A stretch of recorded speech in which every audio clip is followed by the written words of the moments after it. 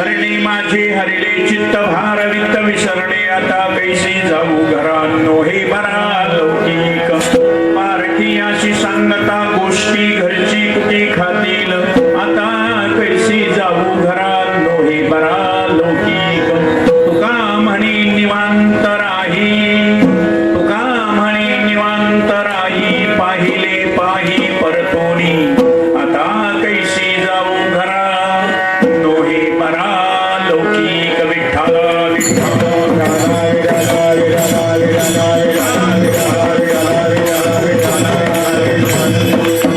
यदक्षरं मनाख्येयम् आनन्दं मज केवलम् श्रीमन्निवृत्तिनाथेति ख्यातमदैवतमाश्रये यत्कृपाल्लवमात्रेण महिषो वेदपारगः ज्ञानेश्वरं तमाचार्यं वन्दे बद्धाञ्जलिर्मुदा। श्रीमंत श्री जगद्गुरु महावैष्णव अग्रगणी वैराग्यस्य परममूर्ती विश्वभूषण वाणी सम्राट अलौकिक कल्पना आविष्कार भास्कर वारकरी संप्रदायाचा परमोच्च मानबिंदू किंबहुना अक्षर ब्रह्म अवतरण विद्वत जनमानस स्मरण सकल संत कंठभूषण कैवल्य गुणनिधान अलंकार पूर्णिवासी ज्ञानेश प्रिय तुकोबारा सेवे करता घेतलेल्या गवळणीतून अभंगातून गोकुळच्या परिसरामध्ये घडलेला एक प्रसंग सांगतात। आज काल्याचं कीर्तने प्रतिवर्षाप्रमाणे बाबाने एकदा सांगितलंय की नको सोडू या केशवा, पण शरीरानं सोडायचं नाही, जीवाला सांगितलंय नको सोडू या केशवा। आणि म्हणूनच आज 2-2.5 तास झाले माणसं इथं बसून आहेत। कार्यक्रम करून घेतला असता पण बाबांची एकच इच्छा आहे, सोडायचं नाही। जसं त्यांचं मत आहे तसंच माझं मत आहे। जसं उद्या इगतपुरीला माधव बाबांना सांगितलंय सरळ केशव महाराज जिवंत असेपर्यंत एकादशीचं कीर्तन त्यांचं। आता गेल्यानंतरची गोष्ट वेगळी, पण आहे तोपर्यंत तरी विसरायचं नाही। आणि म्हणून डायरी घेतल्याबरोबर अगोदर बाबांना म्हणत असतो माघ शुद्ध दशमी पाहुनी गुरुवार हा तुकोबारायचा अनुग्रह दिन जो आहे की तुकोबारायच्या जीवनामध्ये परिवर्तन घडवणारा दिवस, अनुग्रह तुकोबारायला या दिवशी मिळालेला आहे। माघ महिना होता, शुद्ध दशमी होती, गुरुवारचा दिवस होता आणि स्वप्नामध्ये अनुग्रह दिलेला आहे। पडीला विसर स्वप्ना माझी काय कळे उपजला अंतरा, म्हणून या काय त्वरा झाली, इतकी गडबड कशी केली हो। त्याचं कारण सांगितलं, ही परंपरा आहे आणि या परंपरेमध्ये वंश परंपरेपेक्षा ज्ञान परंपरेला, बोध परंपरेला, संत परंपरेला फार महत्व आहे। नाथ संप्रदाय, दत्त संप्रदाय, आनंद संप्रदाय, चैतन्य संप्रदाय हे एकमेकाला विसरून नाहीत। मेळविली मांदी वैष्णवाची, सगळ्यांना एकत्रित करण्याचं, पुढचे धोके ओळखून सगळे एकत्र आले पाहिजे। माणसं बोलताना बोलतात महाराज पाची बोट सारखे नसते, एकाच आईच्या उदरातून लेकरं जन्मते ते सुद्धा सारखे नसते, एकाच झाडाला सगळे फळं लागतात ते सारखे नसते, एका ऐसे एक नाही भिन्न पाही प्रकृती, पण काही कारण परत्वे एकत्र आले पाहिजे। प्रसंग तसा असेल तसं एकत्र, काही द्यायचं असो, पाची बोट सारखे नाही, पण घ्यायचा असो की द्यायचा असो, 5 बोट एकत्र आल्याशिवाय घेण्या देण्याचा व्यवहार होत नाही। आणि प्रसंग जसा असेल, ज्याला परिस्थिती आणि वातावरण या दोन्हीचा विचार करून माणसानं ऍडजस्टमेंट करावी, माणसानं सांभाळून घेत जावं, तडजोड करीत जावं। जो मनुष्य जीवनामध्ये तडजोड करतो तो जीवनात कधीच दुःखी होत नाही, आणि तो जीवनात तडजोड करत नाही त्याला देवानं कितीही सुख दिलं तरी तो सुखी होत नाही। तडजोड करा म्हणून सांगितलंय, ऍडजस्टमेंट इज बेस्ट पॉलिसी। तडजोड या शब्दाचाच अर्थ जसं ऍड, जस्ट ऍड म्हणजे थोडस सांभाळून घ्या, थोडस मिसळून घ्या। पुढे तडजोड हा शब्द आहे, काही संतांनी महाराज शब्दाचे खरी शक्ती ओळखली, शब्दाची व्याप्ती तेने पाडे अनुभवावी, शब्दाची शक्ती किती असते आणि ती उच्चारण्याची लिहिणाऱ्याची ताकद किती असते. म्हणूनच तडजोड हा शब्द आहे, जिथं तडा जाईल तिथं जोडीत चला, फाडीत जाऊ नका. संतांचं कार्य जोडण्याचं आणि सामान्य लोकांचं काम फाडण्याचं. माणसात माणूस राहू द्यायचं नाही. आता मी येईपर्यंत बाबांना किती लोकांना त्रास दिला असेल त्याचा अंदाज करता येणार नाही. जे कीर्तनाला सुद्धा येणार नाही त्यांनी विचारलं असेल, आले का महाराज, कोणाचं कीर्तन ठरवलं होतं का, सांगितलं होतं का, मग कळत नाही का, माणसाला वेळ आहे का नाही, कशाला टाइम देतात, वसवस वसवस.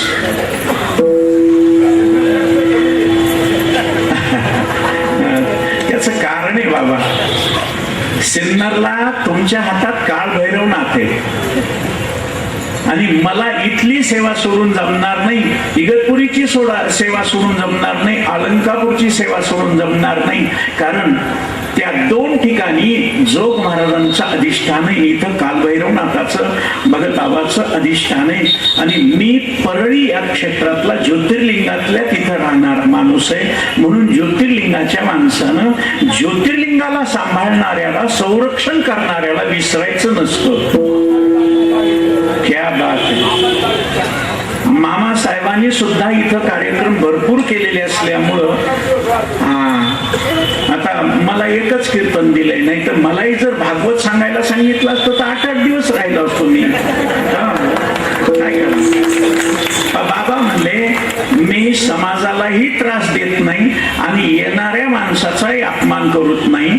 येणाऱ्याला दिलं पाहिजे आणि घेणाऱ्याकडून घेतलं पाहिजे. तुम्ही जे देताल आणि जे घेताल याच्यामध्ये बाबा आहे. त्याच्यामुळं आपण काही विचार बाकीचा करायची गरज नाही. आपला विषय चालला होता, सगळे एकत्र आल्याशिवाय कोणतंही कार्य होत नाही. एकत्र येण्याची वेळ कधी असते सांगा. एक म्हातारी एका गावामध्ये टोलेजन इस्टेट भरपूर, त्यांना 8 पोरं झाले. काही माणसं म्हणतील भाग्यवान बिचारी, ऑपरेशन नव्हते त्यावेळेस. आता ऑपरेशन करण्याची वेळ आल्यावर सुद्धा माणसं विचार करायला लागले.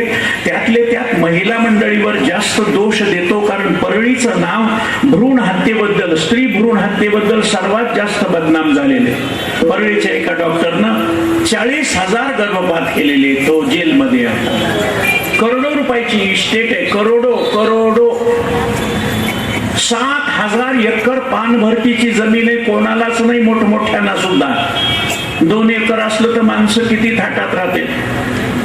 मग मला सांगा, दोष त्यांना देण्यापेक्षा मुलगी नको हे कोण ठरवतं?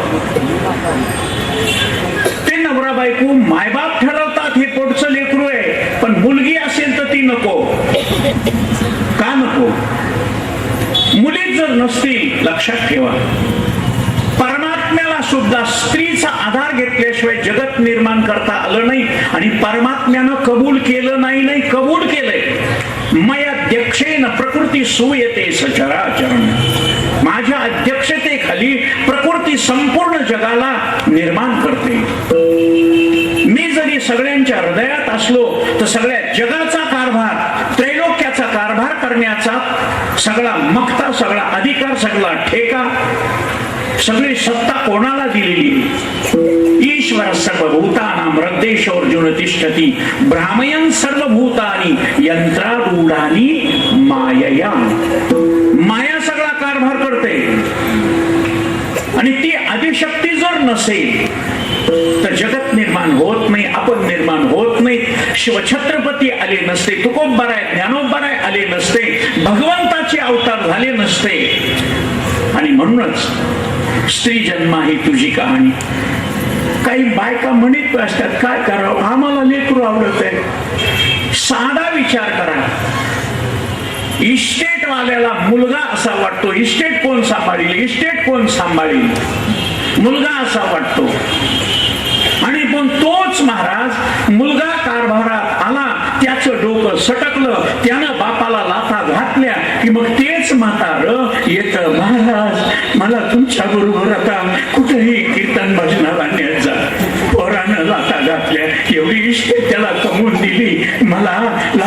म्हणून हाकालून दिलं, सगळं त्याच्या नामचं झालं. महाराज, वृद्धाश्रम ही हिंदू धर्म संस्कृतीला लागलेला कलंक आहे, लांछन आहे. जिथं मायबापाला सांभाळत नाहीत म्हणून मुलं मायबापाला वृद्धाश्रमात पाठवतात. अडगळ वाटते ती. जिथपर्यंत सत्ता आहे, ताकद आहे, कमावत आहे. काय शब्द आहेत माझ्या तुकोबरायची. 350 वर्षापूर्वी पुढचं भविष्य सांगून ठेवले. जो वरी चळ नगा तो वरी म्हणती माझा, मानिती लहान थोर देह सुखाची ताजा, इंद्रिय मावळली आला बागुल आजा. ती सुनबाई नाचून दाखवत असती. घरचा कारभारी, मुख्य जन सगळे इस्टेट सांभाळली, जन सगळ्याला जन्म दिला. त्याला म्हणते बघ मंड्या पिंट्या रडू नको, तेव्हा बागुल बुवा बसलेला. कैसा विपरीत झाला तोच देह नव्हे तुझा. जर ज्यांना ज्यांना पोरं हवेशे वाटत असतील आणि पोरी नको वाटत असतील तर मी एक कायदा काढायचं चाललंय माझं. मी विनंती करणार आहे भगवंताला, ईश्वराला, पोरं पाहिजे असल्यावर नवऱ्याने गरोदर राहायचं, पोरी होणार असतील तर बायकोनं गरोदर राहायचं, अशा वाटण्या करायच्या. सर वावीकर सर, मला सांगा, हे इतके गडी पुन्हा एक तरी पोराची अपेक्षा करतील का? नाही. आणि पुढे ऐका, अजून कधीही गरिबीतल्या वडिलांना सुद्धा श्रीमंताच्या घरी दिलेल्या मुलीनं बाप आल्यानंतर त्याची इज्जत झाकण्याचा प्रयत्न केलाय. एक तरी दाखवून द्या की मुलीनं बापाला तिथं बाप भेटायला गेल्यावर त्याची गरिबी, त्याची म्हातारपणाची परिस्थिती पाहिल्यावर मारलं म्हणून. मग जी मुलगी तुम्हाला शेवटपर्यंत सांभाळते ती तुम्हाला नको वाटते, आणि जी लाता घालते पोरग ते तुम्हाला असं वाटतं का? जी इस्टेट तुम्ही जमवलेली बर्बाद करतो. हा, शास्त्र सांगतं म्हणून का अपुत्रार गतीर नास्ती, निपुत्रिकाला गती नाही असं शास्त्रानं सांगितलंय. पण कोणता पुत्र व्हावा? माझ्या गोणाबाईनं भगवंताला नमस केला. दामा शेट्टी म्हणले मी देवाला लेकरू बाळ मागणार नाही, वाढावे संतान ग्रही व्हावे धनधान्य, मी याच्या करता वारी करत नाही. माझा परमार्थ न निळो खावया, न वाढो संतान, परिहा नारायण कृपा करू. देवाची कृपा पाहिजे मला, बाकी काही नको. पण तुझी देवाची ओळख नाही का? तू माग ना. गोणाईने नमस केला, देवा पुत्र देई मजला. पण मुलगा असा द्यायचा असेल तर दे, नसता नाही दिला तरी चालेल. जननी ऐसा सूत जने संत दाता या शूर, नाही तो जननी वांझ भली क्या खोवता पणानो. एक तर संत असावा, नाही तर दाता असावा, नाही तर शूर असावा. या 3 प्रकारातला जर मुलगा नसेल ना, नाही झालेला बरा. काही त्याच्याहून अडत नाही. काही माणसं म्हणते महाराज पाणी पाजवायला कोण आहे? 4 पोरं होते दशरथ राजाला, होतं का कोणी पाणी पाजवायला? 4 पुत्र दशरथा, अंतकाळी एकही नव्हता. मग आपल्याला पाणी पाजून तरी काय उपयोग आहे? एक जण म्हणला पाणी पाजविले मी आणि ह्यांची इस्टेट मलाच मिळाली पाहिजे. मी म्हणलं त्याला नळ अगोदरच जवळ ठेवला असता, नळ चालू करून पुन्हा गेला असतं. नाही महाराज, काहीतरी हा व्यवहार चालवतात म्हणून. पण माझा विषय चालला, त्या बाबाला 8 मुलं होते. 8 मुलाचे लग्न झाले, त्यांना 4-4, 5-5 पोरं झाले. महाराज गोकुळासारखा वाडा, राजवाड्यासारखा वाडा, ज्याचं त्याचं जमेना. कोणाला चपाती आवडायची, कोणाला पुरणपोळी, कोणाला तिखट, कोणाला गोड, कोणाला मसाल्याचं, कोणाला सप, कोणी सात्विकता, कोणी रजोगुणी, कोणाला हिरव्या मिरच्याचा ठेसा, कोणाला झणझणीत, कोणाला कसं, कोणाला कसं. मग ज्याचे त्यानं वाटण्या वगैरे करून मग कोणी सफारी घालायचं, कोणी पॅन्ट बुशर्ट घालायचं साधं, कोणी महाराज धोतर नेसायचं, कोणी भांगपट्टी, कोणी चमनगोटा, कोणी टोपी, कोणी फेटा, असं सगळे रंग त्याच्या वाड्यामध्ये. आणि सगळी मंडळी एकत्र राहतात हे कळालं महाराज या टीव्ही वाल्याला. आणि ते शूटिंग करण्याकरता सगळे माणसं घेऊन गेले, व्हिडिओ कॅमेरा वगैरे. बाबाला सगळ्या माणसाला घेतलं, सगळे मिळून मुलं मुली वगैरे सगळे नातू पंतू खापर पंतू ह्यांचा हिशोब 165 आहेत म्हणले. जावाई लेकरं हे सगळे धरून 165. तुम्हाला खोटं वाटतं का? कृष्णाला 16,108 बायकां, प्रत्येक बायकोला बाबा 10 पोरं आणि 1 पोरगी. आणि पोरगी एकुलते एक असल्यामुळं तिलाही महाराज नांदायला जाऊ द्यायचं नाही, तिच्या नवऱ्यासहितच तिला ठेवून घ्यायचं गरजावं. एकटीच पोरगी 10 पोरं आहेत ना, मग राहू द्या की एक पोरगी काय जड झाली का? हा, अजूनही तुम्ही आंध्र प्रदेशच्या बॉर्डरवर जा, मुलाबरोबर मुलीला शेती देतात. ती मागत नाही बिचारी, पण दिलं तर घेते. कारण तिच्यावर ती म्हणते, बाबा धर्म आणि अर्थ या 2 पुरुषार्थामध्ये तुम्ही मला खूप सांभाळलं, लहानाचं मोठं केलं, नवऱ्याच्या हवाली केलं. मी माझ्या मायबापाचं नाव राखण्याकरता तिथं नांदणार, मला त्रास हो, होंड्याकरता लेखी जाळण्यात येतात. काय वाटत असेल मायबापाला? मुली होतात म्हणून सवतीवर देण्यात येतं, काय वाटत असेल? इतकी सगळी मंडळी. आता रावणाला तर त्याच्यापेक्षा 5 पट वर, कृष्णाला 16,000, रावणाला 80,000. मी सहज आमच्या रामभाऊला विचारलं, रामभाऊ आपल्याला काही खरं वाटत नाही म्हणलं. ते म्हणले, दादा आम्हालाही खरं वाटत नाही, पण ते महाराज लोक सांगतात आम्ही गुपचूप ऐकतो. रामायणामध्ये निघालं रावणाला 80,000, हरिवंश पुराणामध्ये भागवतामध्ये निघालं कृष्णाला 16,108. रामभाऊ तुम्हाला का खरं वाटत नाही? ते म्हणले, महाराज एकच बायको आहे तर सप्ताह संपल्यावर घरी जाताना अंगावर काटा येतो. दरवाज्यामध्ये थाप टाकल्याबरोबर तर बायको म्हणते, आला सप्ताह, 4 दिवस राहायचे का घेतलाय दुसरीकडे नियम. हेच जर करायचं होतं तर केशव महाराजांसारखंच राहायचं, मोक्का दिनीडीचं मुसळ. कितीही गोड बोललं, किती सगळा कारभार तिच्या हातात दिला, आलेले सगळे पाकिट सगळे तिला दिले, नारळ तिला दिले, तरी ती वसवस वसवस करीत राहते. एकच असून सुद्धा लोक गरगर फिरते. म्हणून आम्हाला अनुभव आहे, एकच आज तर 80,000 16,000 कसा सांभाळत असेल? नाव लक्षात राहत असतील का 80,000ची? बाबा तुमची कमाल वाटते मला. नुसते आवाजावर ओळखतात. आणि अख्ख्या महाराष्ट्रात नाही, महाराष्ट्राच्या बाहेर शिष्य मंडळी ती आल्यावर सुद्धा किती वर्षांनी येऊ दे. आमच्या मोठ्या भावांचं तेच होतं, एवढं वय झाल्यावर सुद्धा मोठे भावानं विसरायचं नाही. कोणत्या साली होतास रे तू संस्थेमध्ये? 78ला सुटलास का? 74 ते 78 बरोबर विद्यार्थी लक्षात ठेवायची. मग 80,000 बायका कशा लक्षात ठेवीत असेल? 16,000 बायका कोणतं लेकरू कोणत्या बायकोचं कसं लक्षात ठेवीत असेल? पण आम्हाला एकच असल्यामुळं बेजार होते तुम्हाला, म्हणून आम्हाला खरं वाटत नाही. तुम्हाला का खरं वाटत नाही? तुम्ही तर सांगता कंबर बांधून, तुम्ही तर भागवतामध्ये हरे राम हरे राम, जगाला टाळ्या वाजवा, भजन करा, राधे श्याम. आणि कृष्णाचं इतकं वर्णन करतात, रावणाचं वर्णन केलं, तुम्हाला का खरं वाटत नाही? तुम्ही तर सांगता ना. रामभाऊ खरं सांगता, तुम्हाला एक काही अनुभव आहे म्हणून तुम्ही सांगता, मला एक सुद्धा मिळाली नाही. मग एकही मिळाली नाही तर मला कसं खरं वाटेल की एकेकाला 80,000 16,000 मिळाले असतील? तर एवढा मोठा बारदाना तुमचा, तुमचे सगळे वेगवेगळ्या वृत्तीचे, वेगवेगळ्या गावचे, वेगवेगळं शिक्षण मिळालेलं, वेगवेगळ्या शिक्षणामध्ये असलेले, पण तुमचं कधी एकमत होतं का? कपड्याबद्दल, जेवण्याबद्दल, रंगाबद्दल, येण्या जाण्याबद्दल, राहण्याबद्दल, खाण्यापिण्याबद्दल सगळ्याचं एकमत होत नाही. कोणी चहा, कोणी कॉफी, कोणी दूध, कोणी लिंबू सरबत, कोणी व्यायाम, कोणी उशिरा उठणार, कोणी लवकर उठणार, कोणी माळकरी, कोणी बिन माळकरी.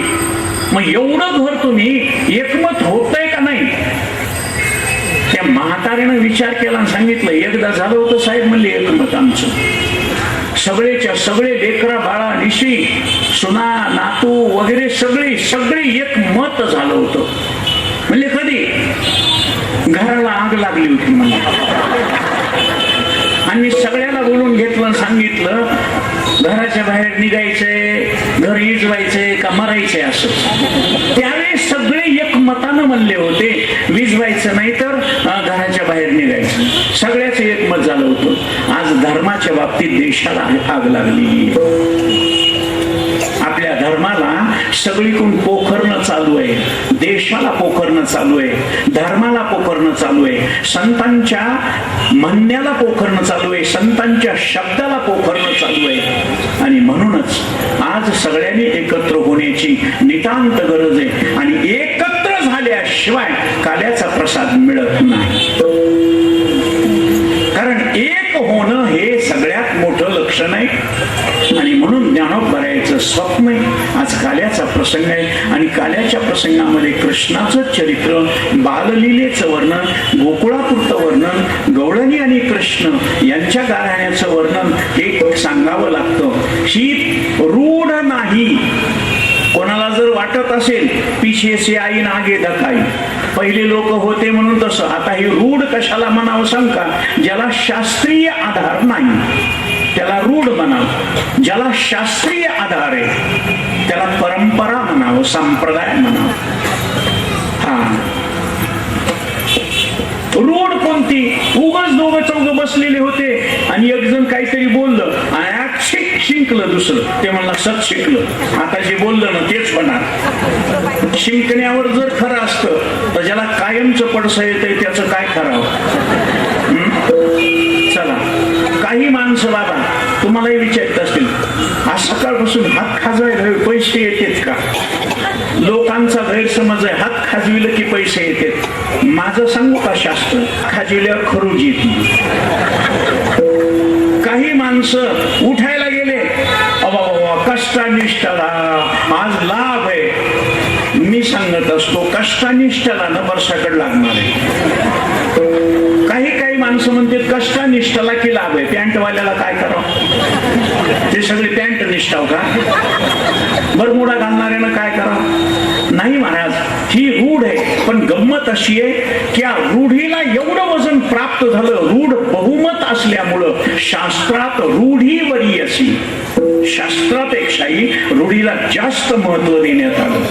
आणि ही रूढ नाही, कृष्ण चरित्रच काल्याच्या कीर्तनात शेवटच्या दिवशी. त्याचं कारण काय? कोणतंही कर्म करत असताना त्या कर्माला 3 प्रश्न विचारित जाते. पहिला प्रश्न आहे, हे योग्य आहे का? योग्य अयोग्याचा विचार जर केला तर शास्त्रसंमती महत्वाची. शास्त्र म्हणेल ते सांडावे, ते राज्यही तृणमानाने. शास्त्रानं सांगितलं ना, प्रभू रामचंद्रा राज्याचा त्याग कर. तुम्ही रामायण काढा, दशरथानं स्पष्ट कल्पना दिली होती. या कैकईचं ऐकून मी जरी हिला वचन दिलेलं असलं तर तू वनवासाला जाऊ नको, सगळी अयोध्या, सगळी प्रजा दुःखी होईल. अरे वचन मोडल्याबद्दल मी नरकाला गेलो तरी चालेल, पण तू अयोध्या सोडून जाऊ नको. पण भगवंताने एकच शब्द सांगितला, रघुकुल रीत सदाचयी.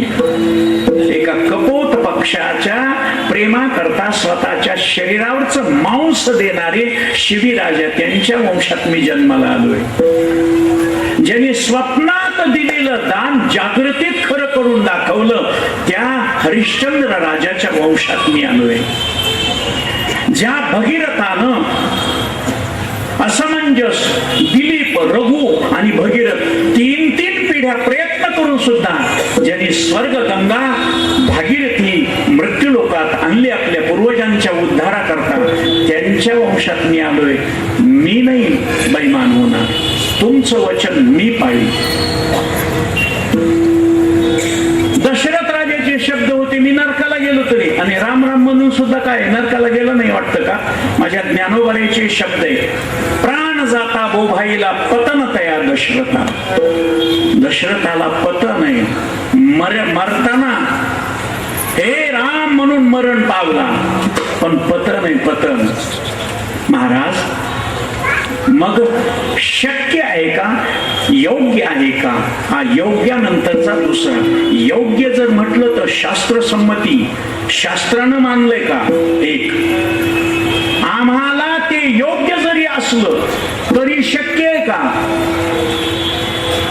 सकाळी 5 वाजता स्नान करून गाडीत बसलो, वेळेवर गाडी येत नाही. गुरुजी खरं सांगू का, हेलिकॉप्टर असतो तर चटकन आलो असतो का नाही? वेळेवर येणं महत्वाचं आहे, योग्य आहे ते, पण शक्य नाही ना. एक तर हेलिपॅड नाही, हेलिकॉप्टर असलं तरी तिथपर्यंत इथं मग काय नरड्याला फाशी घेऊन खाली सोडायचं का? उतरा खाली, नाही तर द्या उडी टाकून. नाही महाराज. म्हणून आम्हाला शक्य आहे का? शक्यतेमध्ये अधिकाराचा विचार येतो. तुम्हाला अधिकार आहे का नाही? योग्य आहे, शक्य आहे. आणि तिसरा महत्वाचा मुद्दा, आवश्यक आहे का? त्याच्याशिवाय गत्यंतरच नाही. कारण सगळ्या जगातले संत, ग्रंथ आणि पंथ एकत्र आल्यावर त्यांनी समाधान कशानं मिळेल याचा विचार केला. सगळ्या जगातले संत, ग्रंथ आणि पंथ, ख्रिश्चन असो, इस्लाम असो, ज्यू असो, झरतुष्ट्र असो, अरेबियन असो, कोणी असो, जगाच्या पाठीवर जन्मलेला तो जीव, सगळ्यांनी विचार केला की सगळ्या जगातली धडपड समाधाना करताय. मग आता ते समाधान कशानं मिळतं? कारण समाधानाशिवाय दुसरं काहीच आवश्यक नाही. बाकीचं ऍडजस्ट होता येत. हार आणले का? म्हणजे मोठे हार मागच राहिले, छोटे छोटे हार आहेत. नवरा नवरीचे हार मागच्या गाडीत राहिले, गाडी बिघडली, आता वेळ झाली, आता त्या हाराची वाट बघत बसू नका, हे छोटेच हार घाला, काही हरकत नाही. भागलं ना? अरे नवऱ्याला फेटा बांधणार कोण होतं? अरे नाही ना फेटा बांधणारा, त्याला येत नाही, तो नको म्हणतो ना, घाला टोपी, मुंडावळ्या बांधा, मळवट बरा, सगळं तयार झालं. अरे ब्राह्मण नाही, स्पीकर बंद पडलाय, जनरेटर नाही. बगैर जनरेटरचे लग्न होत नाहीत का? बगैर लाऊड स्पीकरचे लग्न होत नाहीत का? ब्राह्मण नाही, दुसऱ्याला कोणाला मंगलाष्टक येतात का? हो, चव्हाण महाराजाला रामभाऊला येतात म्हणा. हा, आमच्या परळीला तर अतिशयोक्ती झाली. शेरखान नावाचा आवाज चांगला असलेला मुसलमानाचा माणूस आहे, त्याला बोलवून गेलेत महाराज मंगलाष्टक म्हणायला. आणि काही ब्राह्मण म्हणतात अटक गोदावरी नर्मदा. आता हे असं जर म्हणू लागलं तर ते कसं होईल बरं त्यांचं लग्न शेवटपर्यंत? कुठं आटायली नर्मदा, कुठं आटायली गोदावरी, कुठं गंगा गेली, मेळ लागलं महाराज. आणि म्हणून काही काही गोष्टीचा विचार करणं महत्वाचं आहे. आणि म्हणूनच हा विचार आहे, समाधान सगळ्यालाच पाहिजे. जिथं योग्य अयोग्य, शक्य आवश्यक याचा विचार नाही. जगाला समाधान पाहिजे, कोणत्याही पक्षाचा, कोणत्याही देशाचा, कोणत्याही धर्माचा, कोणत्याही पंथाचा असो, कोणत्याही संतांचा अनुग्रहित असो. आवश्यक आहे काय? समाधान. व्यासांनी समाधान मिळवण्याचा प्रयत्न केला, नाही मिळालं. म्हणून शब्द आहे व्यासांचे, ऊर्ध्व बाहु विरोमेशन कश्चित् शृणोति मां. आणि व्यास महर्षी उदास वृत्तीने आपल्या आश्रमात आलेला असताना अचानक त्यांच्या कानावर मंजूळ असा स्वर आणि विण्याचा झणकार. नारायण नारायण श्रीमन्नारायण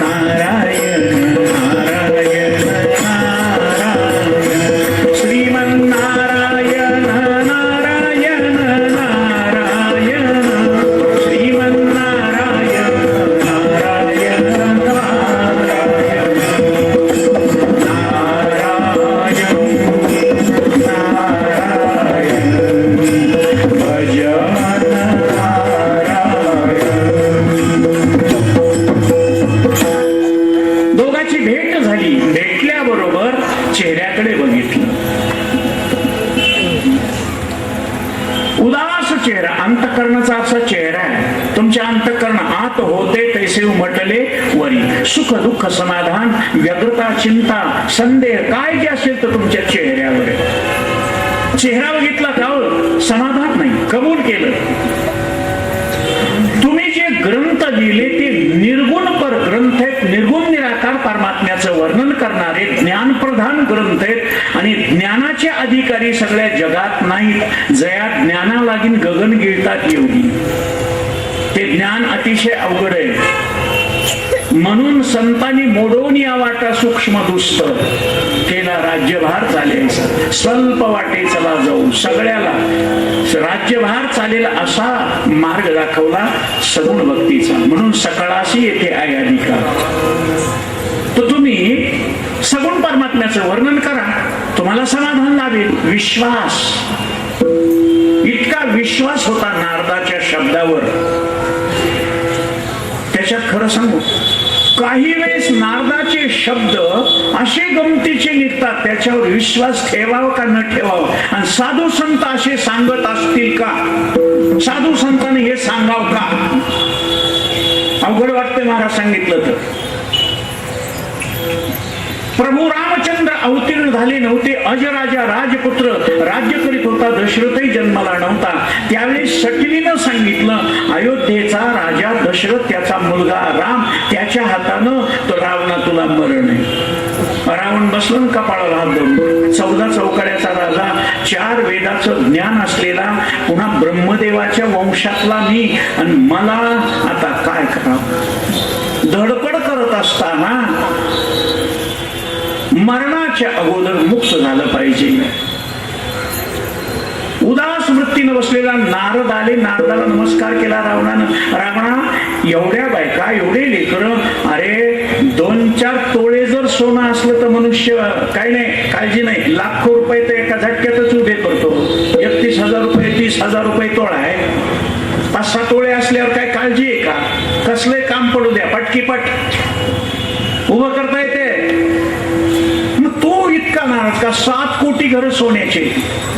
तुम्ही रामायण काढा, सुंदरकांडामध्ये लंकेचा विषय येतो. लंका कांड म्हणून स्वतंत्र आहे तुलसी रामायणामध्ये, आनंद रामायणामध्ये, शिवरामायणामध्ये लंका कांड म्हणून आहे.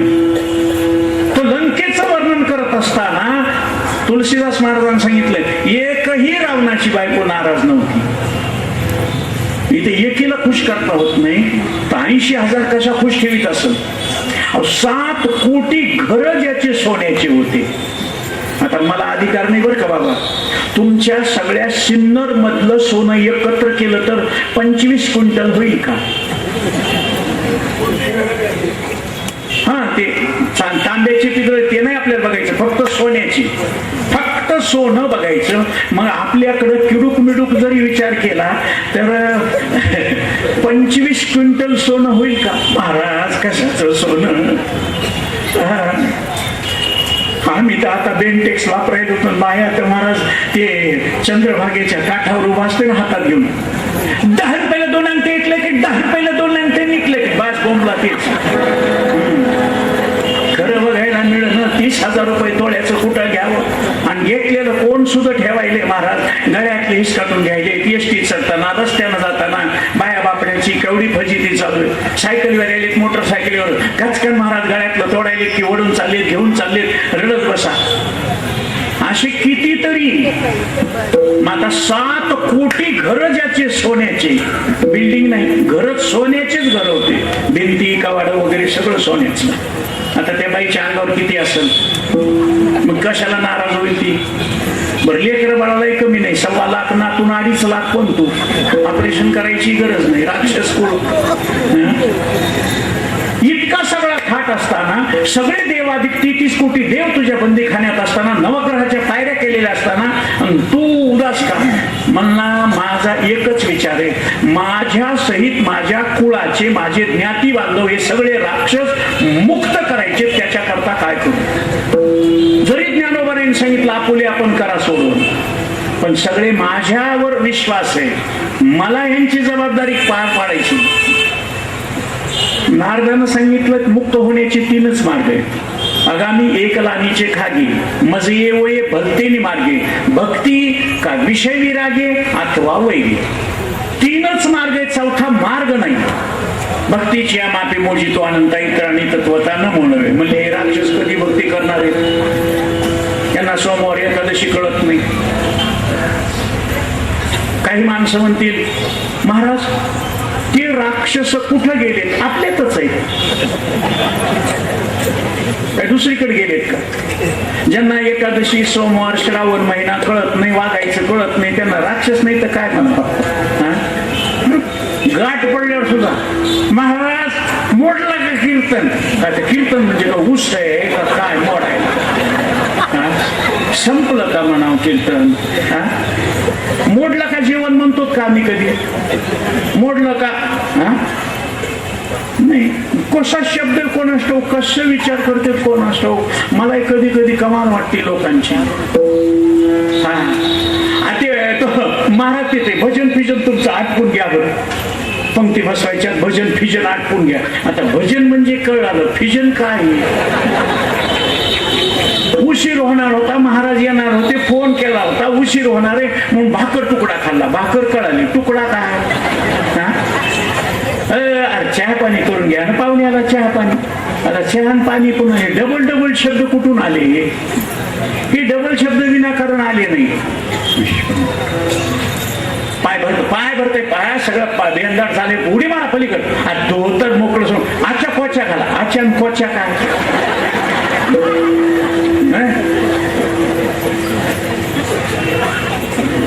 बाई असंच कसं निघालीस? लग्नाला जायचंय, देवा धर्माला जायचंय. झिपरे उडवीत आणि पोरं भिवडीत. येणी फणी कर. आता येणी फणी का? फणी नवीन सोडून मग वेणी घाल असं त्याच्यात जोडून घ्यायचं. जोड शब्द आहे. तसं भजन फिजन नाही महाराज. हे देव दानव मानव यक्षगण गंधर्व किन्नर याच्यामध्ये राक्षस कोणते? धर्माच्या विरोधात वागतात ते राक्षस, देवाच्या विरोधात वागतात ते राक्षस. ही भक्ती करू शकत नाही. आणि चला दुसरी गोष्ट, विषयाचं वैराग्य. दांडेकर मामांना नेहमी सांगायचं महाराज, लंडनच्या म्युझियम मध्ये सुवर्णाक्षरानं लिहिलेली ही ओवी आहे आणि ती तुम्हाला कल्पना नसेल. मामासाहेबांनी सांगितलं जोग महाराजांचं चरित्र लिहित असताना, लंडनच्या म्युझियम मध्ये ज्ञानोबरायाची ओवी ही ते हे विषय वैराग्य आत्मलाभाचे भाग्य जेणे ब्रह्मानंदा योग्य होती जीव. जीव पण ब्रह्मानंदाचे अधिकारी होतात ते वैराग्य. बाबा बाबा वैराग्य आहे ना, काहीच कळत नाही वैराग्य. मग आता शेवटचा इलाज आहे वैर. पुन्हा वैराचे प्रकार. जमिनी करता होणार वैर, धना करता, शेतीबाडी राज्या करता होणार वैर आणि स्त्री करता जर जमीन और जीव. एक तर धनामुळं, जमिनीमुळं, राज्यामुळं, नाही तर बायकोमुळं. माय बापाचा अपमान केला, पुन्हा जर शरणाला चुकलं माझं म्हणलं की माफ करावं लागतं. पण बायको बरोबर जर अपमानास्पद वागणूक केली तर उदाहरण आहे. रावण पूर्ण कुळासहित खलास झाला केवळ सीतेच्या अभिलाषामुळं. संपूर्ण कौरवाच्या कुळासहित 96 कुळीचे सगळे राजे मातीत गेले एका द्रौपदीच्या केसाला हात लागल्यावर. आणि त्या स्त्रियाची अब्रू जिथं द्रौपदीला नग्न करण्याचा प्रयत्न केला तिथंच एका 40 वर्षाच्या स्त्रीची अब्रू गाडीमध्ये लुटल्या जाते 6 जणांना आणि ते सगळे 22 वर्षाचे 24 वर्षाचे. आता विचार करा, आईच्या वयाची असून सुद्धा त्यांना ती मर्यादा कळाली नाही. आणि म्हणून केवळ भारतातच नव्हे तर जगामधून सपोर्ट आला. बलात्कार करणाऱ्याला फाशीच दिली पाहिजे. खून केलेला बरा एक वेळेस, कारण ते मेलं तरी आता जिचा बलात्कार झाला तिच्याबद्दल कोण चांगलं बोलणार? अहिल्याला दगड व्हावं लागलं, सीतेला अग्नीत उभं राहावं लागलं. सांगा, देवादिकांना ही अवस्था आली तर आपल्यासारख्या स्त्रियांना काय होत असेल याचा विचार कोणी करायला तयार नाही. आणि कायदे असे पद्धतशीर काढायले की ज्याच्यातून अगोदर पळवाट आणि मग कायदा. नियमाला अपवाद म्हणल्यासारखं. तसं वैर करायचं असलं तर फक्त एकच होईल, त्याची बायको पळवून आण. आता मी तुम्हाला सगळ्याला विचारतो, जाणकार माणसं आहेत माझ्यापेक्षा वयानं, ज्ञानानं, तपश्चर्यानं, हे भजन करणाऱ्यानं सांगणं बरोबर आहे का?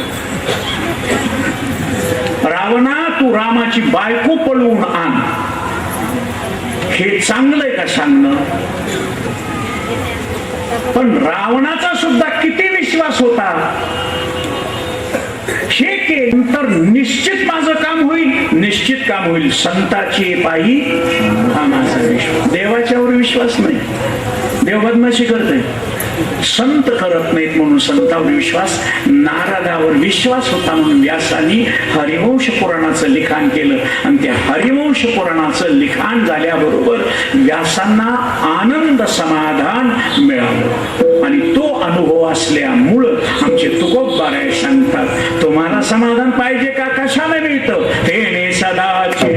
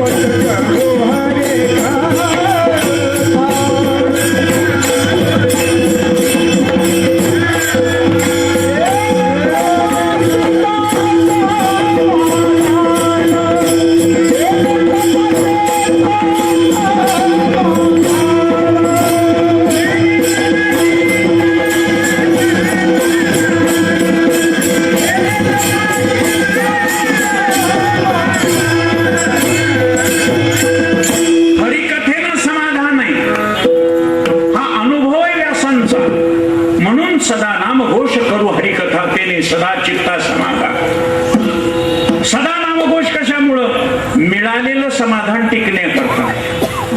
समाधान टिकलं पाहिजे म्हणून सदा हा शब्द एव्हरीवेअर, कोणत्याही वेळेस, कधीही सदा या शब्दाचा अर्थ त्रिकाला बाधित. सदा हा सत्य शब्दापासून निर्माण झालाय आणि सत शब्द त्रिकाला बाधित असतो.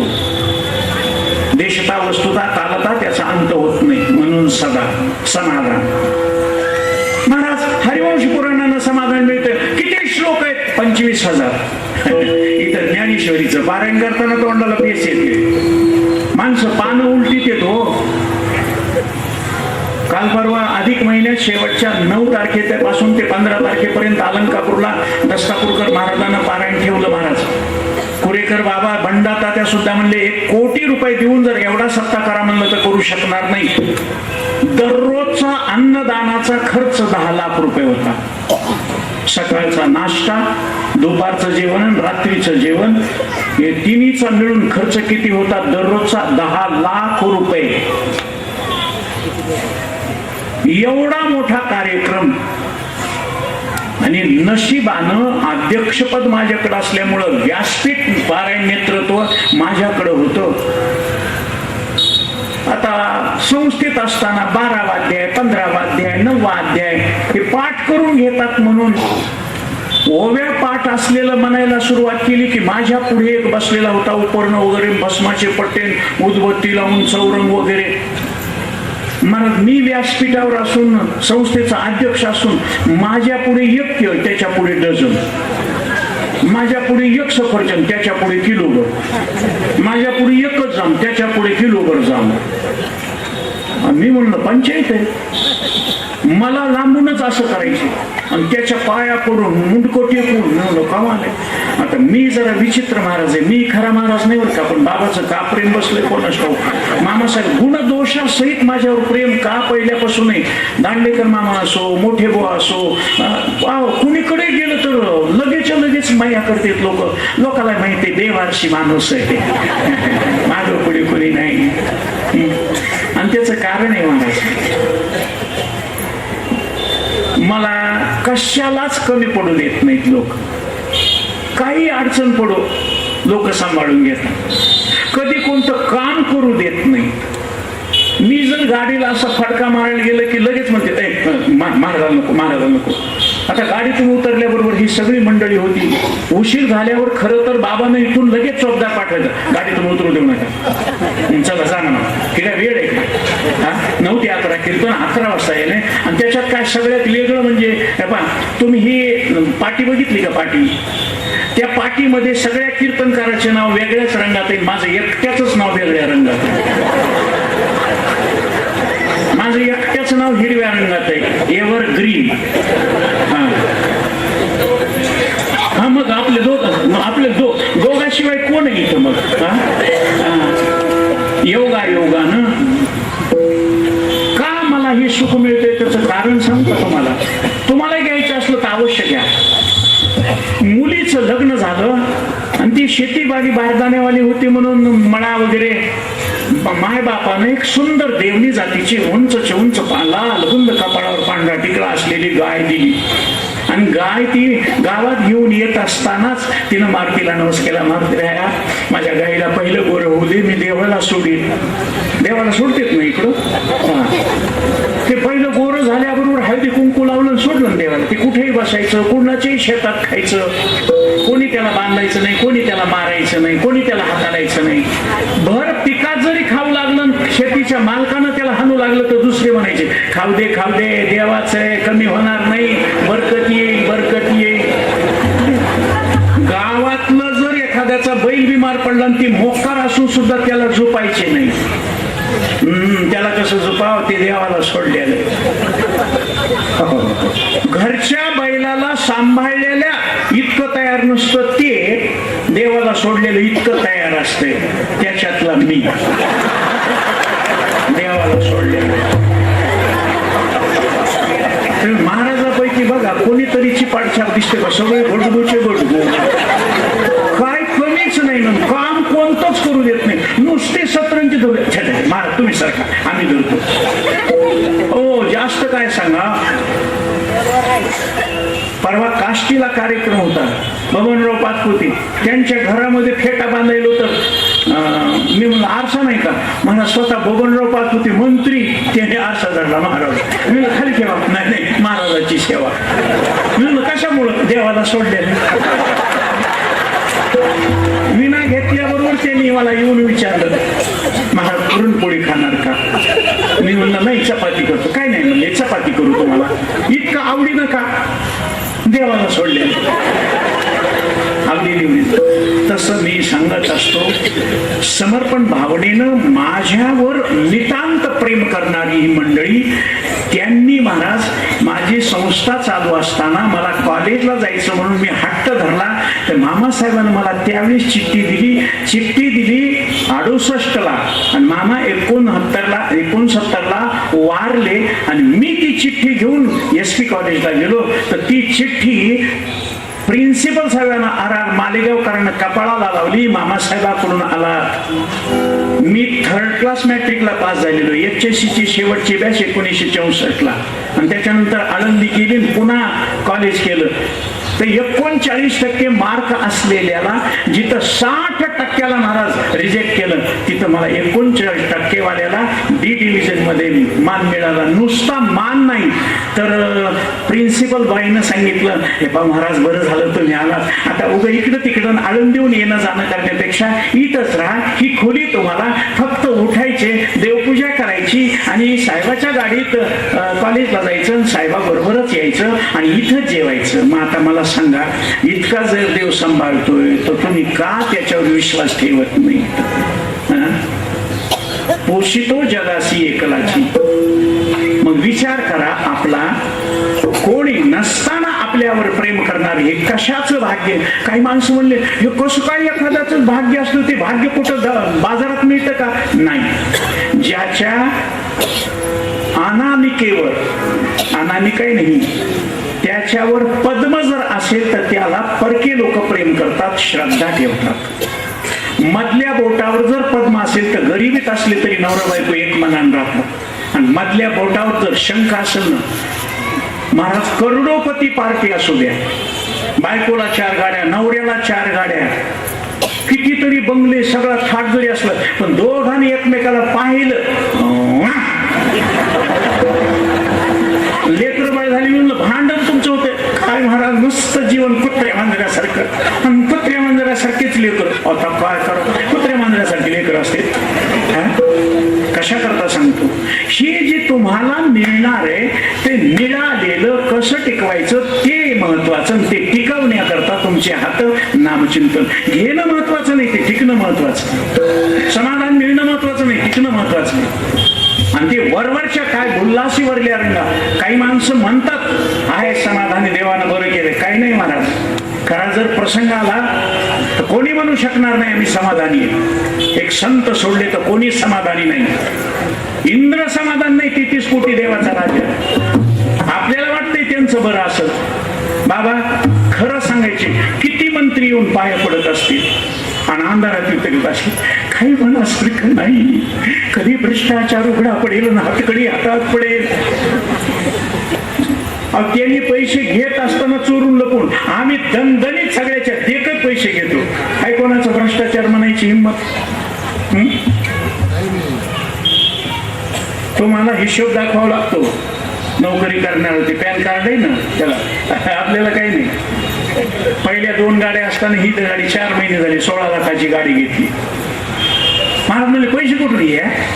महाराज विचारच करू नका, धनरेषा एवढी जबरदस्त आहे. गुरुजी खोटं नाही सांगत, आमचे वेलजाळेकर वावेकर गुरुजी आहे, तर त्यांना सांगतो.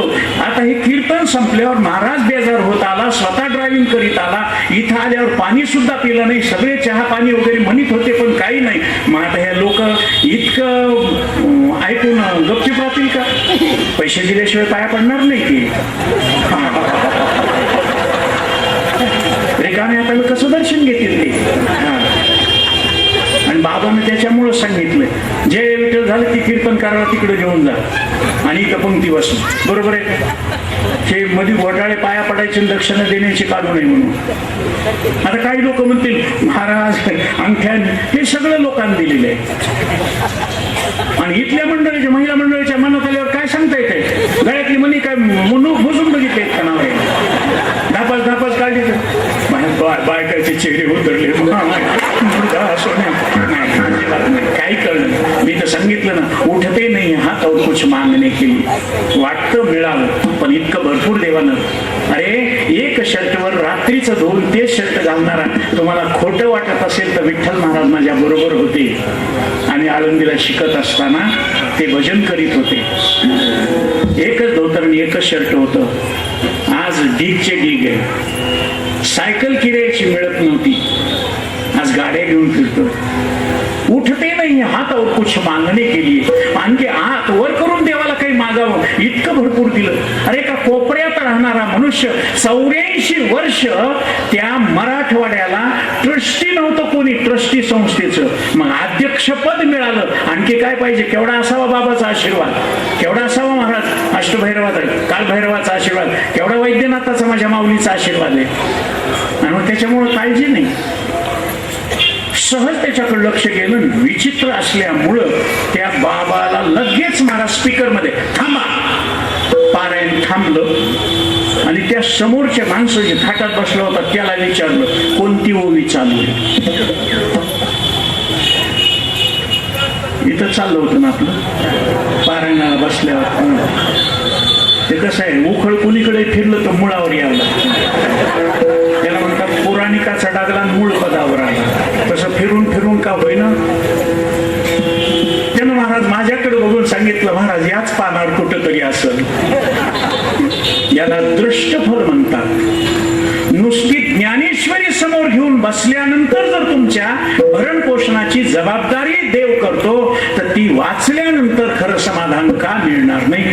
ते वाचल्यानंतर समाधान मिळतं. पण 9036 ओव्या वाचायला तोंडाला फेस येतो. 25,000 श्लोक, तेही 14 प्रकारच्या छंदातली. आपली भगवद्गीता 2च छंदातली, अनुष्टुप छंद, गायत्री छंद. आता गुरुजी समोर असल्यामुळे व्याकरणाबद्दल, व्रताबद्दल आणि पत्नी काव्याबद्दल बोलू शकत नाही. मग इतकं मला सांगा, तेवढं वाचण्याकरता वेळ नाही आणि आम्हाला समाधान तर मिळवायचंय. आमचं आयुष्य तितकं नाही. खात्री नाही आम्हाला, आणि मरण्याच्या अगोदर समाधान मिळवायचंय. खात्री नाही आम्हाला किती दिवस जगतो म्हणून. क्षणभंगूर नाही भरवसा. आणि म्हणून कबीर महाराजानं आपल्या कमाल नावाच्या मुलाला सांगितलं, क्या भरोसा है इस जिंदगी का, क्या भरोसा है इस जिंदगी का, साथ देती नहीं ये किसी का,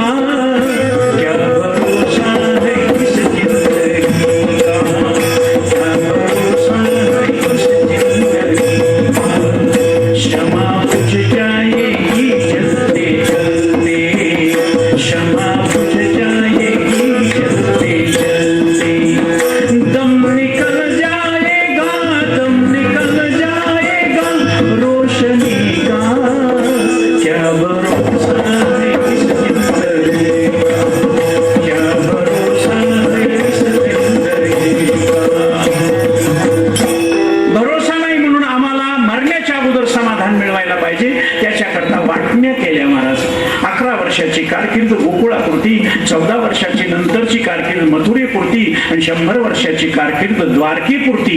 म्हणून ते पाहिल्यानंतर तुकोबारायानं सगळ्याला समाधान मिळविण्याकरता 25,000 श्लोक वाचित बसायला सांगितलं नाही, फक्त गोकुळापुरत्या चरित्राचा उच्चार करा.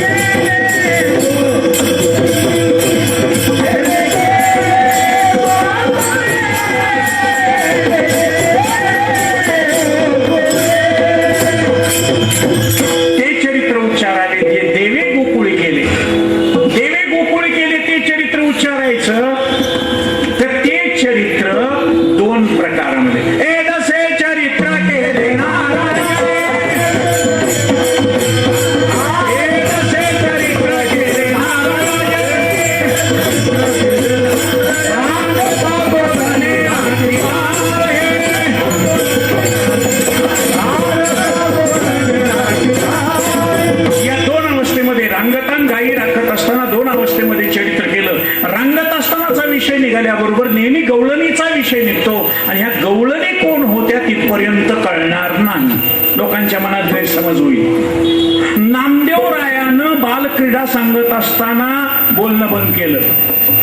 नामदेवराया ज्ञानोबरायाच्या अगोदर ज्यांनी अभंग लिहिले ते नामदेवराया बालक्रीडा सांगत असताना, भगवंत लिहित असताना, अनंत भट लिहित असताना लिखाण बंद केलं. म्हणले सांगा ना, काय सांगू म्हणले, हे काही शब्द आहेत का म्हणले. काल हिचे घरी खादले थोडे लोणी, म्हणून हात असताना ठेवीत असे.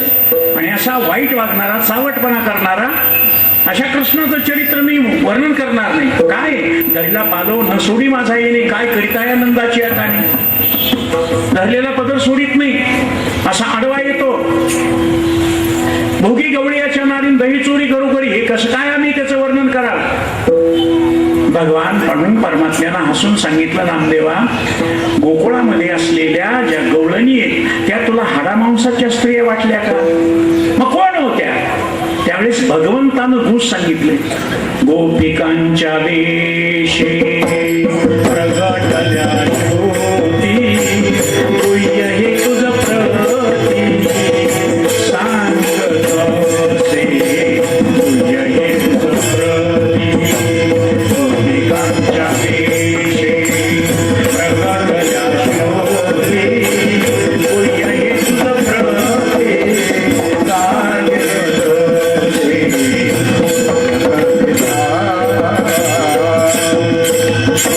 गोपींच्या रूपानं श्रुती प्रगट झाल्या. श्रुतीला निगुण निराकार परमात्म्याचं वर्णन करून समाधान मिळालं नाही, म्हणून त्या समाधान मिळविण्याकरता गवळणीच्या रूपानं आल्या. म्हणून श्रुती 3 प्रकारच्या, तशा गवळणी 3 प्रकारच्या, कर्म, उपासना आणि ज्ञान. आणि गवळणी सुद्धा कोणी सुना, कोणी लेकी, कोणी एकी स्वतंत्र. मग आजची गवळण कोण आहे? तस्मिन् परम प्रेम रूपा प्रतिक्षण वर्धमानम गुणदोष रहितम अनिर्वचनीयम, ती भक्ती म्हणजेच राधा भक्ती हरिर ज्ञानम. राधा हे भक्तीचं मूर्तिमंत प्रतीक आणि भगवान ज्ञान स्वरूप असल्यामुळं राधेचं भगवंताचं अतीव प्रेम.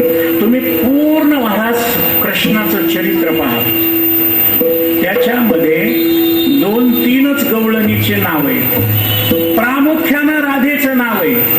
एकाच ठिकाणी भागवतामध्ये चित्रगंधेचं नाव आहे उद्धवाला समजावून सांगण्याकरता, आणि एकाच ठिकाणी रासक्रीडेच्या वेळेस मधुमंजरीचं नाव आहे. बाकी कोणत्याच गवळणीचं नाव नाही, नेहमी राधेचं नाव आहे. घे गडे राधे घे कृष्णाला कडेवरी घेई, राधे राधे राधे घेई श्याम सुंदरा, नाही झळकरी आपल्या राजमंदिरा. त्याच्यानंतर राधा आणि तो मुरारी क्रीडता ती कुंजवनी, देखील लागे माय यमुनेच्या तीरीन, हात खांद्यावरी राधे राधिकेच्या. राधा ही भक्तीचं मूर्तिमंत प्रतीक. आणि त्या गोकुळच्या गवळणी काय करत होत्या भगवंताचं? दुडीवरी दुडी गवळणी साते निघाल्या, गवळणीचा थाट निघाला मठुरे हात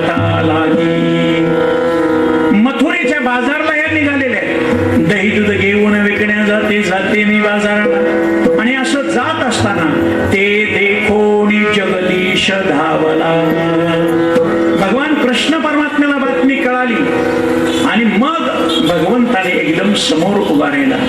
समोर जी गवळण होती तिनं परमात्म्याला पाहिलं. त्या परमात्म्याचं स्वरूपच असेल, रूप सावळे सुकुमार.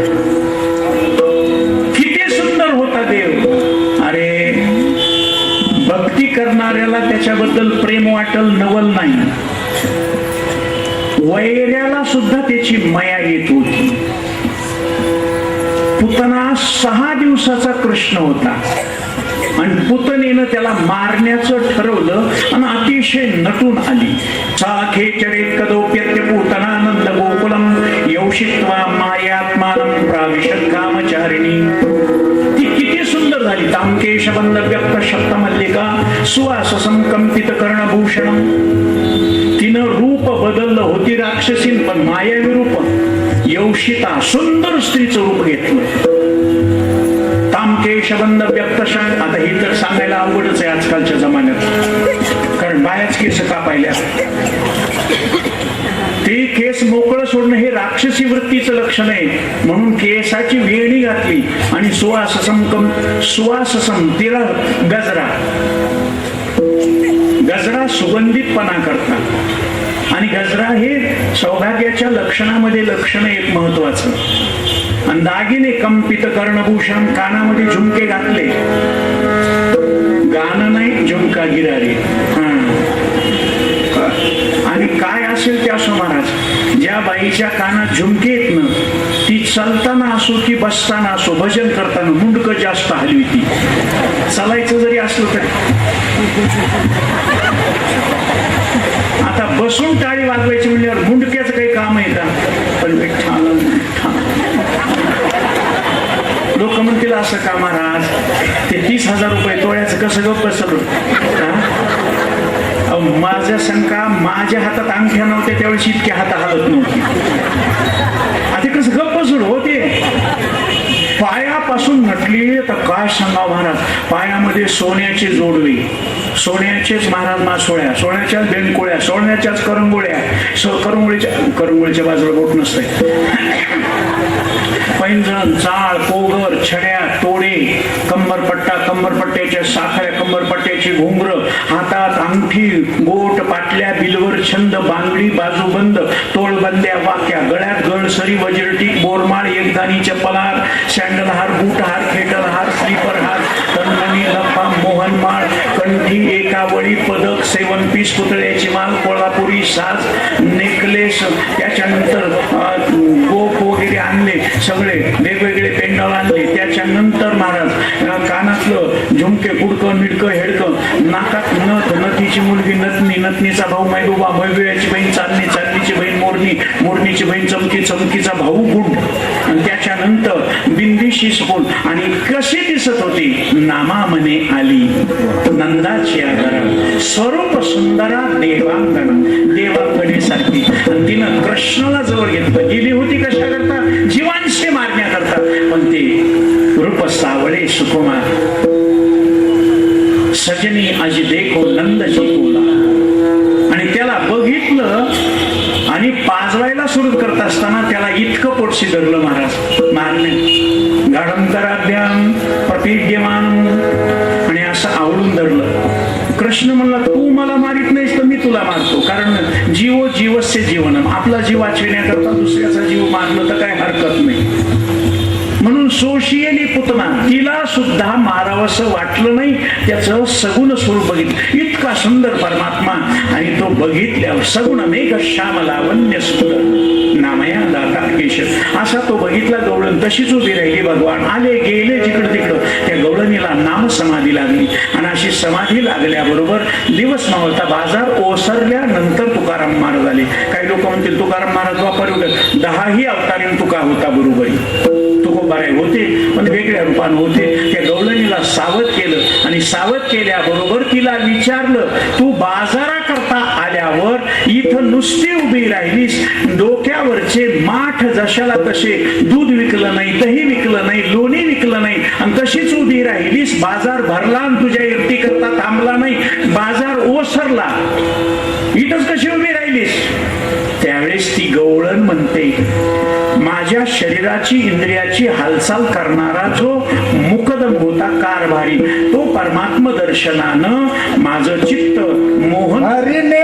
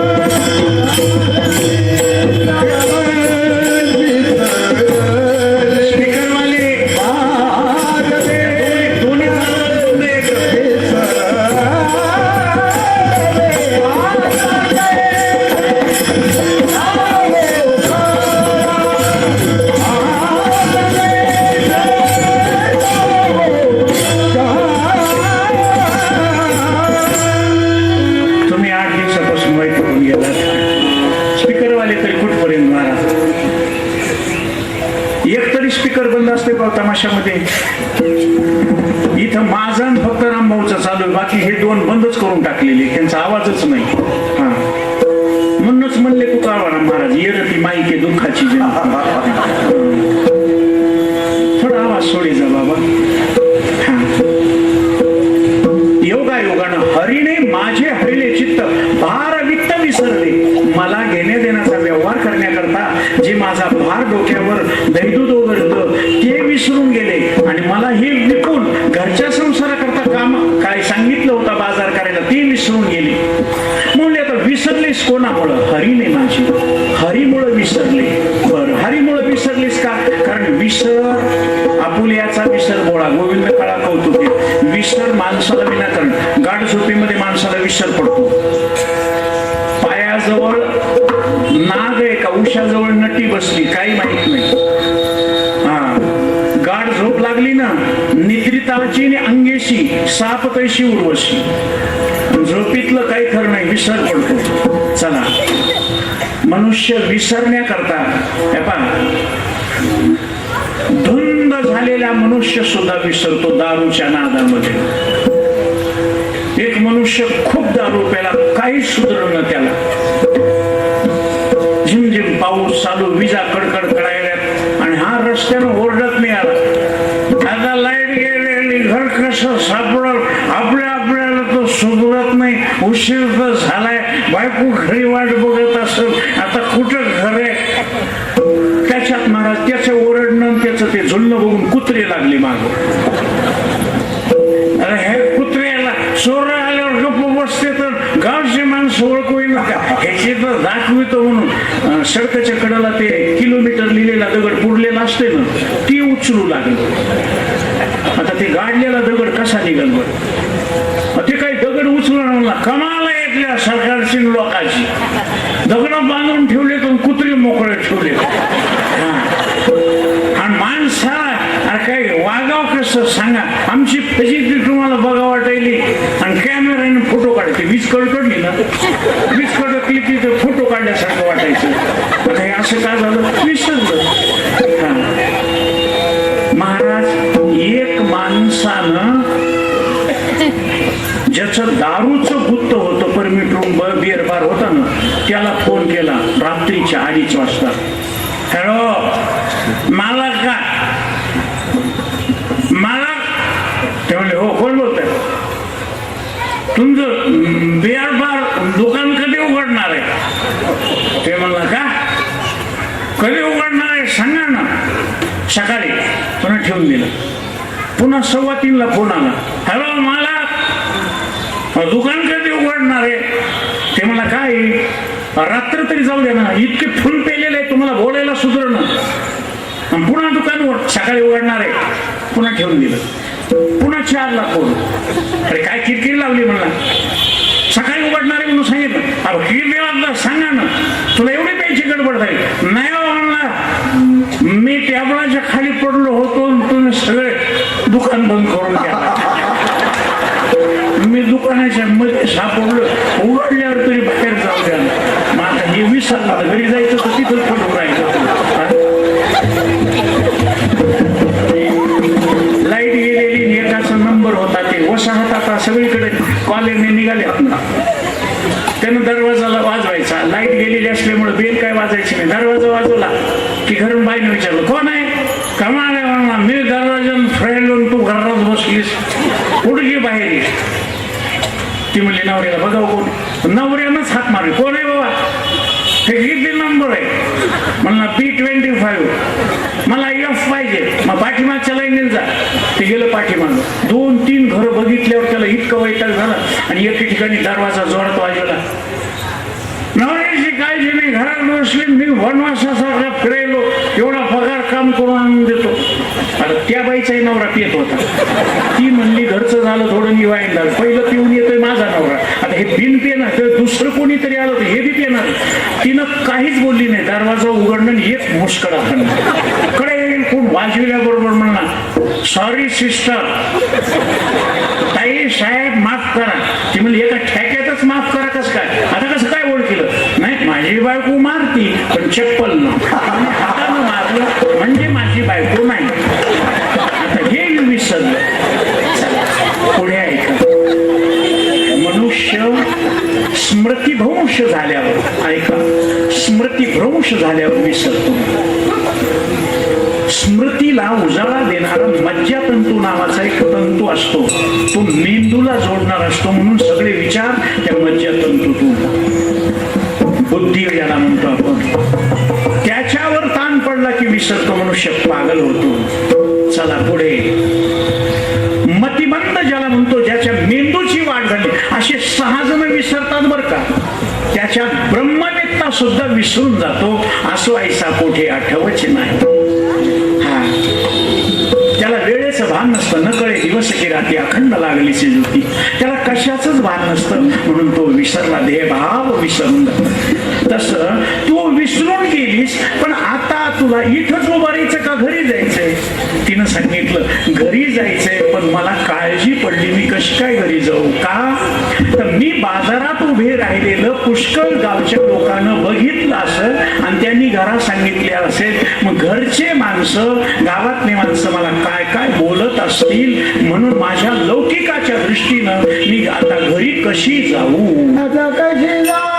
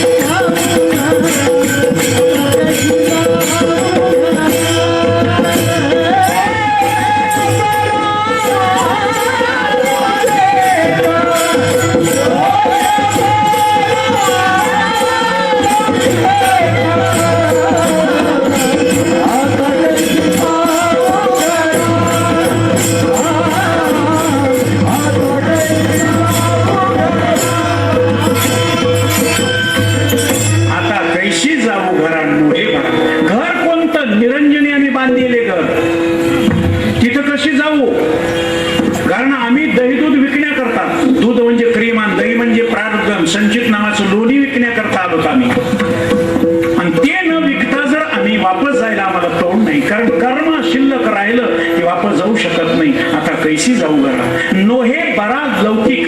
लौकिक म्हणजे लोक बोलणारे न. खरं सांग का, वाईटाला कोणी बोलत नाही मला, चांगल्यालाच बोलत राहते. मी शाळेत जात असताना मला उशीर व्हायचा, मास्तरनं छडीनं मारायचं. मी गुरुजीला म्हणायचं आम्ही उशिरा का व्हायला येतोच ना, उशीर झाल्यामुळे छड्या मारतात, जे गैरहजर राहतील त्यांना काहीच करीत नाही तुम्ही. ते म्हणले एकदा तू वेळेवर येऊन दाखव, तुला आम्ही काही म्हणणार नाही. अहो खरंय ना, जी पोरगी नांदायला येते तिला जात जुलूम आहे, जी नांदायलाच येत नाही ती.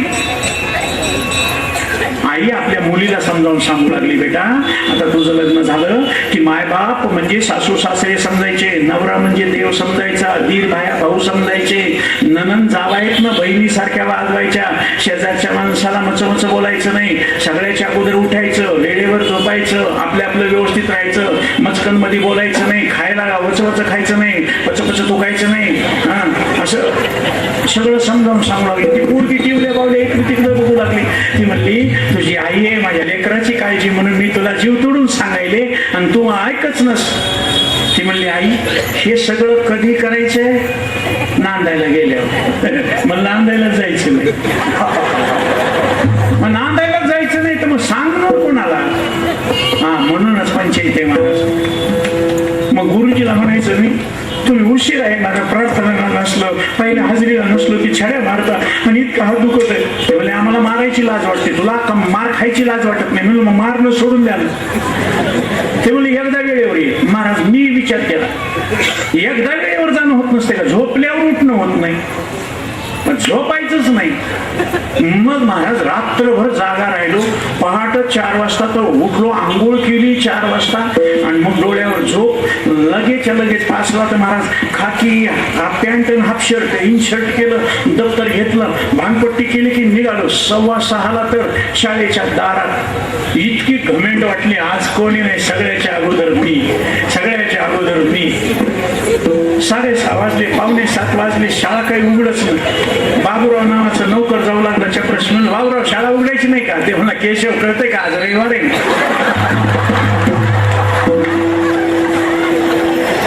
कशा करता सांगायला तुम्ही नुसतं दृष्टांताकडे बघू नका.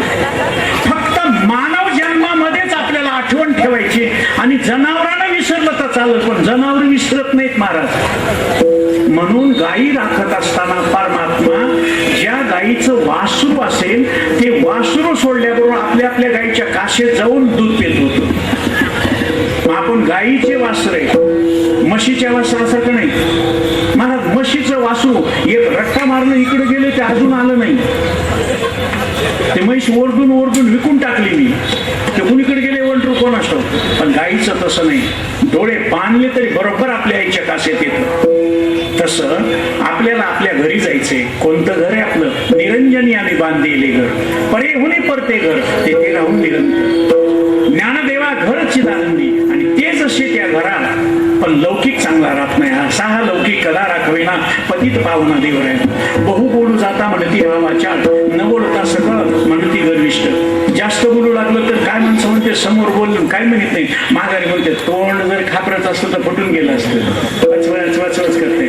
बरं नाही बोलाव, कसं बोलल? गड्डा आहे ना, अध्यक्ष झाल्यापासून बोलणं बी झालं, बोलतोच दिमागात आलंय. आता काय करा?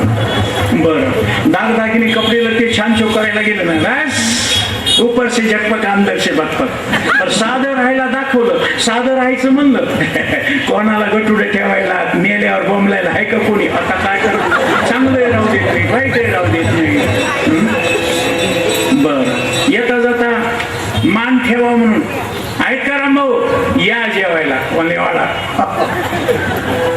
2दा-3दा या जेवायला म्हणून वाडा म्हणल्याबरोबर ऐका रामभाऊ जेवत असले तर बायकोला म्हणतात तिथं बसा, बैठकीत बसा. या जेवायला म्हणतच नाही, कारण पुन्हा रोजच जेवते. येता जाता घर बुडविले, उंबऱ्याला साल ठेवली नाही म्हणते. बरं शिक्षण झालं, नोकरी लागली आणि हातानं करून खायची पंचायत होऊ लागली म्हणते. म्हणला हातानं करून खायला पंचायत झाली, लग्न करावं वाटतं. एवढे माणसं काय म्हणतो, आमच्या देखो चटी नेसत होतो, माजलं, मस्तीला आलं, लग्न करू जाता म्हणती हा मागला. आणि एखादा म्हणलं छे छे लग्न वगैरे काही नको, आपल्या देवाच्या चिंतनामध्ये कशाला करी 5:30 2 लग्न करू जाता म्हणते हा माताला न करता झाला न पोसत, मग वागाव तरी करी.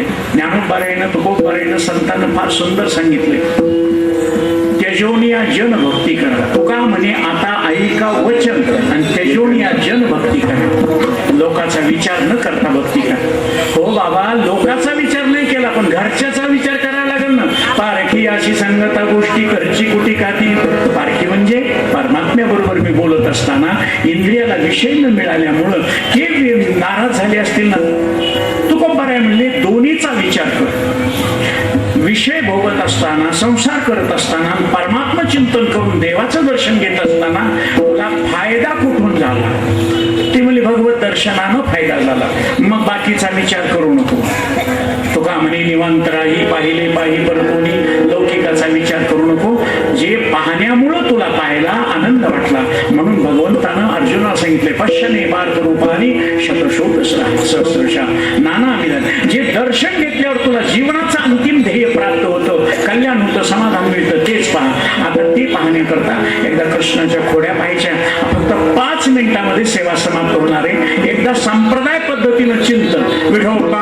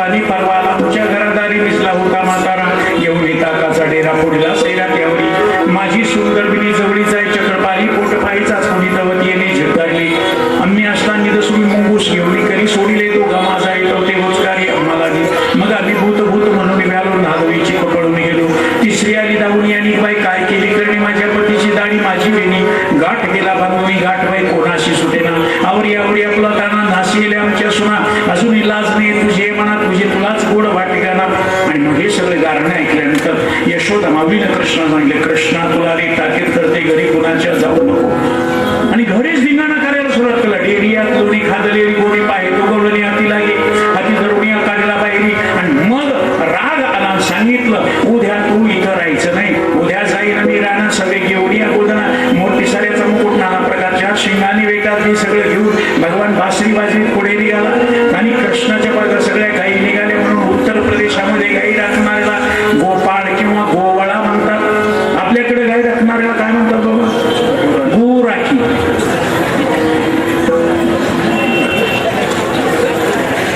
का बाबा त्यांना गोपाळ म्हणायचं, आपल्याकडल्याला गो राखी. त्याचं साधं भेद सांगतो ना. उत्तर प्रदेशामध्ये गायी राखणारा पुढे असतो, गायी त्याच्या मागे असतात. गायी ज्याच्या मागे त्याला गोपाळ म्हणायचं, जो गायीच्या मागे त्याला गो राखी म्हणायचं. कशावरून? गायी ज्याच्या मागे आहे तो इंद्रिय जिंकू शकतो, संयत इंद्रिय, विजितेंद्रिय, जितेंद्रिय, आणि म्हणून तो व्यसन सोडू शकतो. जो इंद्रियाच्या मागे आहे तो व्यसन सोडू शकत नाही, म्हणून व्यसन जे सोडित नाही ते खरे गो राखी म्हणून जमलेल्या. आता 34वा सप्ताह आहे. आणखी 16 वर्षानंतर या सप्त्याचा सुवर्ण महोत्सव होईल. रौप्य महोत्सव झाला 9 वर्षापूर्वी, रौप्य महोत्सव झाला. आता सुवर्ण महोत्सवाकडे वाटचाल करतोय सप्ताह. आणि कष्ट लागण्यास किती सहनशील आहेत तुम्ही. वेळ संपून गेल्यावर सुद्धा कोणी उठलं नाही, लेकरू सुद्धा उठलं नाही. ही संस्थेची आणि ही वारकरी संप्रदायाची शिस्त तुम्ही बाळगली, ते केवढे तुमचे उपकार आहेत. नाही तर टाइम संपल्यावर मध्येच जरी एक जण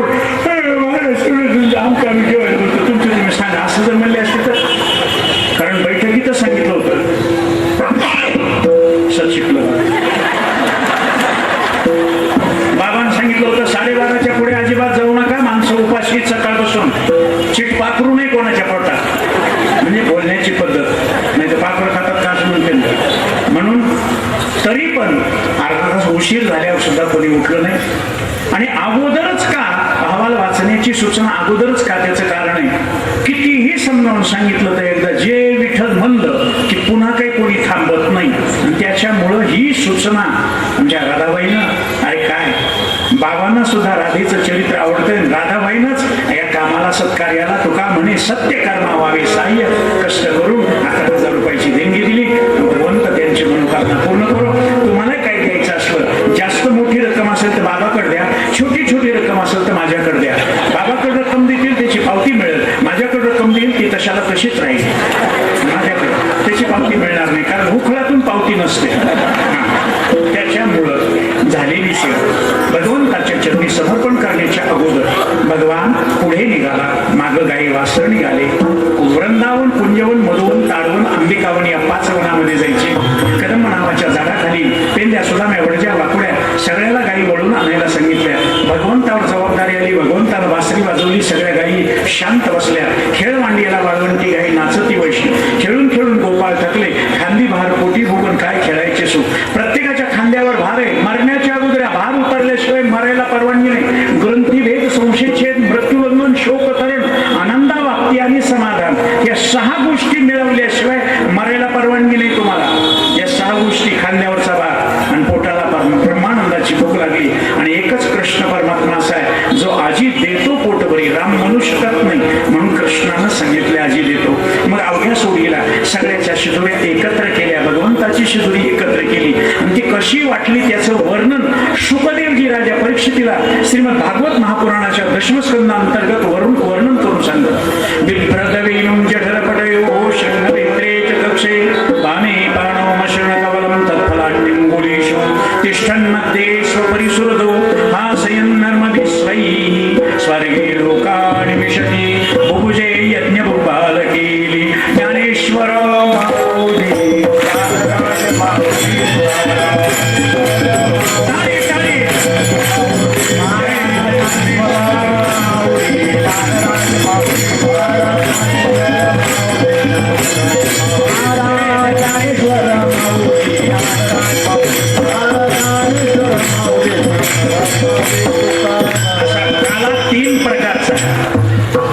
ज्या तिघांनी अन्नदानाची पंगत घेतली, माझ्या माऊलीनं, माझ्या जोग महाराजांनी, काळभैरव मातानं त्यांची मनोकामना पूर्ण करावी. कारण अन्नदाना इतकं संतुष्ट होणारं दुसरं दान नाही. लेने को हरिणाम, देने को अन्नदान. तिघांनी घेतली जबाबदारी. स्थूल देहा करता अन्नदान हा काला खाऊ गई भात. सूक्ष्म देहा करता हरिनामाचा खिचडी काला आणि कारण देहा करता अभेदाचा काला. तुका म्हणे काला कोठे अभेद देखील. आणि तिन्ही काली फक्त वारकरी संप्रदायात मिळतात. देवात नाही, खाली प्रतिलोकात नाही, दुसरीकडे कुठंच नाही. फक्त म्हणून ज्याला ज्याला पाहिजे ना हात वर करा बरं. केले का सगळ्यांनी हात वर? वा वा. आता फक्त 3 सेकंद तू कोपरायचं, भजन करायचं आणि लगेच महिला मंडळीनं इकडचा सत्यानाचा प्रसाद घेऊन शिरा खाऊन तिथं पंक्तीला बसायचं. पुरुष मंडळीनं तिकडं प्रसाद घेऊन इकडं पंक्तीला बसायचं. आणि चला वर हात बोलू लागलो की हात दिले करतात. संपलं बघा. चला जोरात. कोण ऐकत नाही? मृदंगवाले, किसन महाराज ऐकत नाही का? केशव तुकाराम